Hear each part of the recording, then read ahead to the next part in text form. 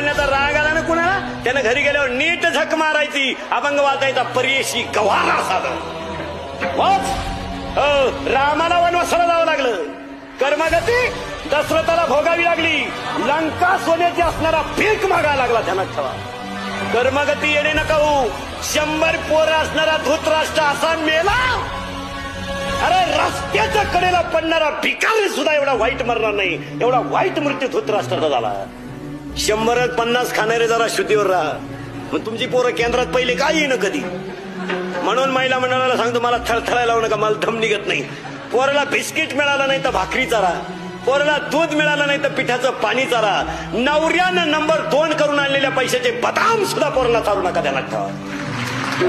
हो, आणि जर चाराल तुमची अख्खी खानदान बरबाद झाल्याशिवाय राहणार नाही. एक सुद्धा शिल्लक सुईचं येणार नाही, अशी उरफाटी तिरफाटी येणार. तुम्ही श्रीमंताच्या घरात जा, 4-4 भाज्या आहे, कोण उभ्यानं मुततो, कोण वाकून मुकतो, कोण पुढं कणतो, मग नळीनं संडास काढायची पाळी, ती संडासच नाही करतो. त्याला मोकार रोगी, त्याला एकाला नुसतं मीठ, एकाला काहीच नाही, एकाला नुसतं पाणी, पाण्यातच काही नाही. वाक्य लिहून घ्या, मरेपर्यंत ध्यानात ठेवा.